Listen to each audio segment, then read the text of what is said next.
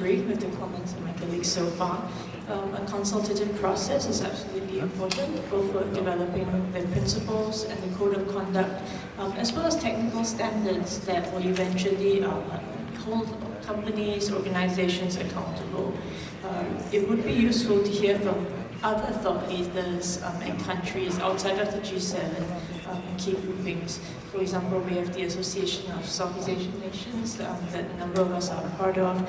There's also the Forum of Small States that are able to bring together some of the voices of the Global South into this conversation.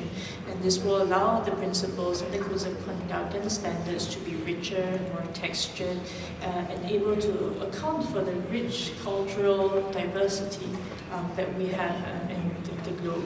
I think the other experience we share from Singapore's perspective is working very closely with industry players, such as those on the stage as well as others in other international and multilateral stakeholder bodies on concrete projects to sort of test out this technology, understand firsthand, getting your hands dirty on what responsible AI really means in context-specific applications, domain-specific applications. Drilling down into the details is very important in this multi-stakeholder process. We're very supportive of the effort. Thank you, Ms. Wan. So this is the last question. So in addition to our work on the guiding principles and code of conduct for organizations developing advanced AI systems, the Hiroshima AI process will seek to elaborate guiding principles for all AI actors and promote project-based cooperation with international organizations. Do you have any views you wish to share on potential outcomes for these future streams of work? What is the most urgent deliverable? I would like to ask this question to President Walker. Thank you. I think today's discussion has illustrated the incredible importance of highlighting both the responsibility side and the opportunity side of this tool. As Vince says, we probably shouldn't call it AI. It's computational statistics.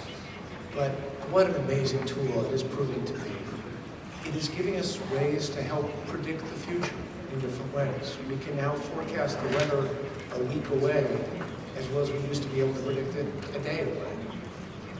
For issues like earthquakes, today I understand Japan experienced a tragic earthquake. Afghanistan, just in the last couple of days, thousands of people were killed in Afghanistan. If we could provide just a little bit more warning for issues like that, we are already predicting forest fires and where they might spread. We have tools that will predict flooding that are now covering 80 different countries around the world. So governments working together to understand how they can implement those tools and make them available to their citizens is an important agenda. There are hard trade-offs, of course, between openness and security, transparency, how do we have more explainability for these tools, how do we define what tools should be regulated, how different models should be classified. But governments are at the forefront of trying to figure out how to get this right. And then there are additional steps that we need to take to understand how to invest in research, to make both the research tools and the computation broadly available around the world.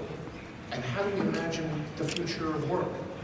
In many countries, like Japan, we need desperately to have more productivity for citizens, but that also means that jobs will change. How do we help our workers throughout the world imagine a new AI-enabled future where they are more productive and live better, healthier, wealthier lives?